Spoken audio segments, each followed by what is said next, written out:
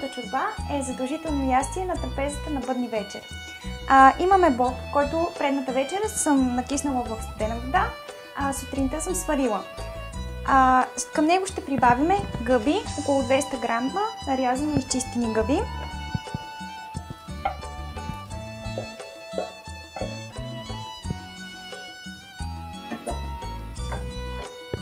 Тук съм приготвила домати, нарязани на ситно, лук също нарязан на ситно и чушки.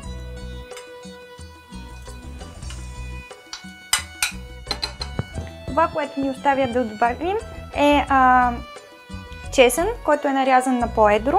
Прибавяме и него. Разбъркваме.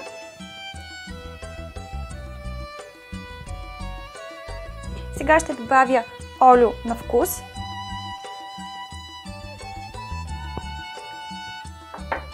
Тук имам сол.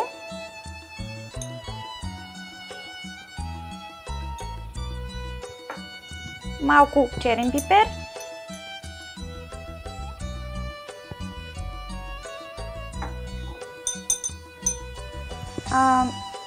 Това е копър.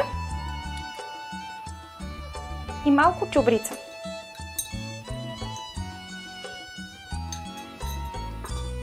Разбъркваме вече готовата супа, т.е. готовата смес.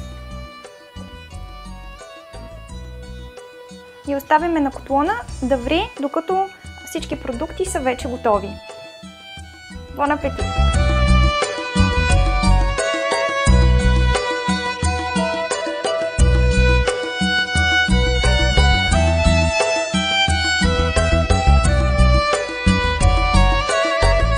Сега ще направя бобена салата.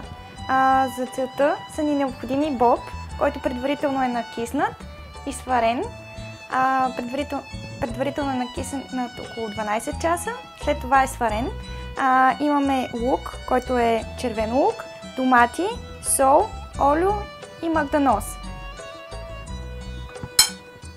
Добавяме лукът, който трябва да бъде нарязан на полумесеци.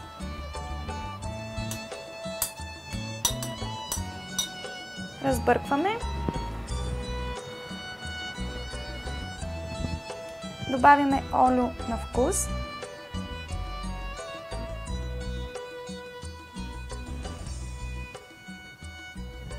Сол.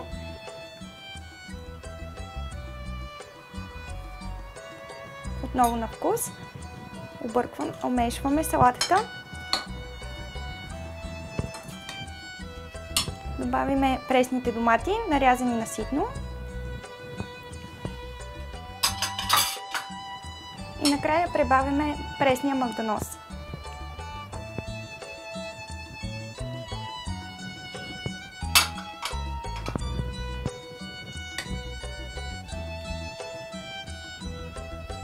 Как салатата е готова.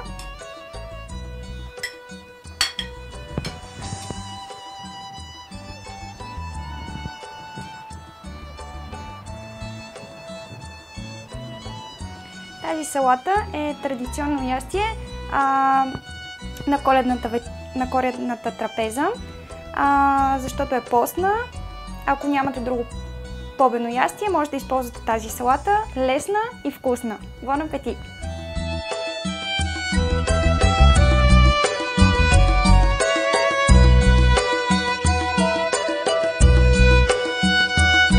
Сега, покрай тази традиционна трапеза за бъдни вечер, ще ви разкажем малко повече за това как честваме този празник в България. Ще разкажа как честваме празника в моето семейство. На 24-ти се събираме всички в къщи. През деня почистваме къщата, след това моята майка започва да приготвя ястията, като всички останали се включват в приготвянето. На вечерята, на бъдни вечер, трябва да присъстват нечетен брой ястия, като е желателно да има бобови култури, тъй като те символизират победата на деня над нощта. Майка ми най-често, тъй като след коледния празник, започва нарастването на деня. Да. И всъщност това е победата на деня над нощта. И започва да нараства деня. Моята майка приготвя обикновено супа, бобена супа. Разбира се, сърми с чушки, пълнени. Ако имаме вкъщи, ние приготвяме и сърми, които са с лозови листа. Те също са много вкусни. На трапезата също присъства сушени плодове. Правим ушав. Вие правите ли в вашата къща? Не точно ушав, само фиги и различни видове. Да. Аз също знам, че е хубаво да има пуканки на масата. Да, тъй като ако се сещаш, когато коледарите използват тези геги, има пуканки, ако не се лъжа около тях, или по-скоро около пръчките, с които се рубакат. Гевречка. Да. И се раздават. Всъщност, забравихме да кажем най-важното, че се прави пита с паричка вътре, и на който се падне паричката, от него е късмета за следващата година, ако не се лъжа. Да. Като питата, първото парче се оставя за Дева Мария, пред иконата, второто парче е за починалите и третото и след следващите парчета се раздават на останалите членове от семейството. Да. И също тук обичай, който спазваме, че не раздигаме масата пред нощта заради починалите. Точно така, да. И трапезата остава до сутринта. Сервират се само постни храни. Защото това е последният ден от коледния пост. На следващия ден вече е разрешено консумацията на месо, тържеството и веселието. Ако искаш на 3-4, весела Коледа. 3-4, весела Коледа!